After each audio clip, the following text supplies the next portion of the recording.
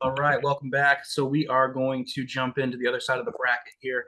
Once again, we do want to remind you guys to make sure you check out March of Madness, the website, marchofmadness.com.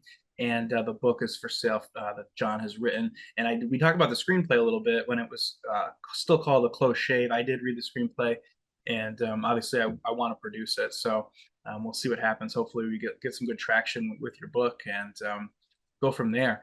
But before we jump into that one side of the bracket or the other one here, just thinking back to the five Memphis and Colorado State, just the fact that Colorado State is a favorite I think it's something that you might need to look at. I think I'm leaning more towards Colorado State as well. You know what, Matt? You're right because I told you I'm just going to watch it and see what happens. No, absolutely not. In the brackets, and I am going to take Colorado State because -2.5. There's going to be a lot of people that are just afraid to lay. I mean, that means they have to win by 3 or more in Hmm. order to win your bet. You can't even push winning by 2. You're a loser. Right. And so, yeah, that makes no sense. So, yeah, you know what? In fact, push the chips in there. And it's obviously not nearly as strong as UCSD, Hmm. but yeah, it's just it's why we have this page. It's games like that. It's like, come on, all the Oh yeah. money's going to go on the 5 seed. Oh We, yeah. we need to Absolutely. do it too. Yeah. Well, let's jump in. Do you want to go with the East or the Midwest? You want to talk Houston bracket or Duke bracket? Uh oh well, let's do the Duke. All right, we'll go into the Duke. So you do if you go to Duke here, they've got to face a play-in, right? So who knows who Well, comes out of that? It's a 16 either way, and I think we're leaning Duke on that one. Am I right there? Duke has the best player in the country. Uh, Gosh, Cooper Flag. I believe he has the most points scored. He leads in like 4 different stat categories. He's just such a stud. And he was recently injured, but word on the street is, and we know street, is that he's going to be here for the tournament. Even if he doesn't play on the Thursday game, I mean, you can pencil that him in against the winner of Mount St. Mary's and American. Come on. So Duke will walk through the first one. So we might not see him until the second game, but Cooper Flag is gonna play, and he's super good. Just looking at, I don't see a path for any team besides Duke to win this. It's almost like the other games don't count. But that's when a team like Duke doesn't win.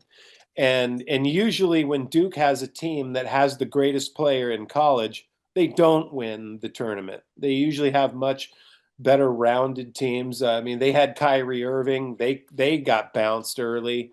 And but it's I just it just seems too easy. I mean, I look at the Calipari self and those guys. That was like a 10, a 12, a 2, and a 7. I mean, that's insane. Uh, but Duke really has an easy path, and so we can get into that. But I really I don't like Duke to win this bracket. It Interesting. just seems too easy, and you're going to see Duke in 90% of the brackets going to the Final Four, which means we We aren't. no. Yeah. So I wouldn't mind being wrong because I mean it just seems so easy, but that would be a travesty of justice just to see them have it teed up for them to just It's Duke. walk into the Final Four. That's not Yeah. cool. Yeah, I mean it definitely seems far too easy, and then even the two Alabama is not really known as a basketball school, but sometimes they pop up and are a little better. But let's talk about Duke. They're going to have to either play Mississippi State, who's the 8, and Baylor, who's the 9. One of those teams will move on. Most likely face Duke. Um, Yeah, but I think Duke will take care of business. And Duke is a team that they're almost virtually a ride-in every year to the Sweet 16. That's just kind of their deal. Kansas has got 35 straight tournaments, but they're the type of team that could even get bounced in the first round. And But Duke's the type of team. They're Duke. I mean, they're such an institution that they're usually good to get 2 trips out of a tournament. If you get bounced in the first round or the second round, Right. that's just the first weekend. You're usually you're in the same city, the same place. But to be able to travel as a team to 2 different places, that's just kind of one of the perks of being Duke. And I think that they're a walk-in, obviously, to the Sweet 16. Sweet. Well, I guess we can discuss Oregon, the 5 seed against Liberty, who's a 12. Um, I mean, Liberty. This is the 5 and the 12. This is the 12th seed, John, the upset Central seed. Napare! All right. Actually, Matt, Oregon is a team that could very well win this bracket. Oh, I like that. Yeah, I like Oregon. They've got non-conference wins against both Alabama and Texas A&M. Hmm. Of course, just like in football, they're in a new conference. Yeah. But Speaking of Oregon, football, they were the number one, and I they love Pac-10 teams in the tournament. I just do. absolutely.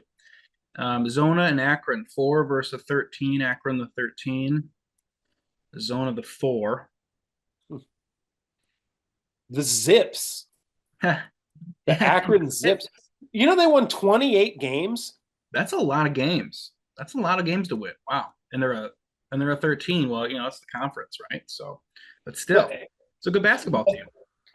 No, you're right, Matt. But I have an issue though with them. It's the way the money's moving in that I don't like. Oh, and by the way, Oregon was opened up as a 6-point favorite against Liberty. Hmm. It adjusted about 2 hours later to 6.5, and then again today to 7. So Oregon has gone from -6 to -7. The money line. This is the important part. The money line on Liberty has gone from +215 to +260 now. So I see no path for Liberty to beat that just as a final take on that game. But since we're talking about the Zips in Arizona, listen to this. Arizona has gone from -13 to -14. That doesn't mean in my mind that they're going to cover that, even though the money's going in their direction. Of course it is. It's Arizona versus Akron. Yeah. But the money line has gone from +625 to +725. Wow. It's gone up a full 100 basis points for Akron on the money line. That's the carrot, baby. That's the carrot they're dangling. They want you to take it. I want to turn 100 into 825 like these guys tell me to do. It's a dart throw. No, it's not. But I like them to cover. You give me the Zips to cover, and I do apologize for people that are looking for, hey, who do I take on the spread? Who would I take on the spread? Look, usually the money lines are the way to play in this tournament, but here I see the middle. I see Arizona winning and not covering. Well put. I love it. BYU the 6, VCU the 11. Both these teams are dangerously underrated. You pick for me. So the upset, VCU. Is it really an upset though? I mean, according to the rankings, it's bracketology. Yeah, I guess, but by the way, John, I honestly don't know. I mean, BYU is super good, and they do well in round ones, to be honest with you, historically, and and I have a friend that I work with, from whom I learned a lot about the betting strategies on BYU, and the truth is, and no knock on anyone's religion, but the reality is, people that follow a Mormon team, Mormons don't bet, and so there's usually a big disparity one way or another, and so they tend not to get bet, but they're really good, they're really strong. However, Virginia Commonwealth, They've been here several times. They've advanced several times. They've been an Elite Eight team. They've got a great history. I honestly don't know because both teams are equally underrated. Both teams can hurt you. I expect it to be a low-scoring game because there's going to be a ton of defense. I think these guys are going to tire themselves out, and they're going to be walking the ball up the court because it's going to be a close game. So if anything, I just like this thing going under. Whatever the line is, I would take it under. It's like 36. And they're big scorers. No, they're big scoring teams too. But I just think that it's really going to slow down. The average score in this tournament is going to be so much lower than the average scores of these teams, not just them, but all of them in the field played during the season. They'll really slow down, but this one will be very representative of that. Wisconsin's a 3 and Montana the 14. Montana making the tournament. You're wearing Montana colors practically. Yeah, I love to take the underdog to win on the money line, but I don't see that here. I think Wisconsin, you need to have the Big Ten or the what? Gosh, are they Big East? Yeah, they're Big Ten or whatever it is, Big 12. Who cares? Some division. But they're that type of school that they're going to represent. In fact, they're a team that could also go to the Final Four. Shit. All right. So they'll win that game. And it's also really interesting to note that this is the type of team that the fan base travels. And when I say travel, I'm not saying to the game, but they also travel to Vegas. These people are going to be coming to bet their team, and oftentimes they win the first time. They get that big early payday. I don't know exactly when that game starts, but my guess is it will be an early one. People get all jazzed up, and because Vegas is going to get their money. They're going to be there all weekend if they traveled for that, right? Oh yeah. So I've seen it time and time again, and this is just kind of one of those things. Those the people from Wisconsin, they come out, they travel well, they support their team, they bet well, they support the casinos and all that. But ultimately, by the time it's done, they'll be done. They go. Yeah. St. Mary's 7, Vanderbilt 10. Talk to me. Absolutely, Vandy. Football. They actually did more damage than any other team as a dog on the money line. So the Commodores, and maybe this is why I'm easy, but the Commodores are the very, very buried by power teams in their conference. But they're good. They're strong. They're well coached. I see them winning. Period. Mm-hmm. They could be a Sweet 16 team as well. I like them. Yeah, very. And cool. The money's good. And the money's. I believe the money's even moving in their direction as well. If you wouldn't mind just giving me 1/2 a second, I want to find that because it is pretty important. There's Vandy. Vandy, a 10 seed. It opened up. This is interesting. Check this out. I made a note to myself last night because the game, it started off St. Mary's -4. St. Mary's a 7 seed -4 at +150 on the money line. And then it corrected to 4.5. So Mount St. Mary, or not Mount St. Mary's, totally different. St. Mary's went up to 4.5, and the money line went up to +160 for Vandy. Fast forward to today, the line's back down to 4, but the money line went not down to +150, it went down to +145. So the money line on Vandy went boom, boom. Yeah, that's interesting. Give me Vandy on the money line. Vandy money line. You heard it here first, folks. Bama, Robert Morris. 2 verse 15. I mean, Robert Morris. I mean, let's go, right?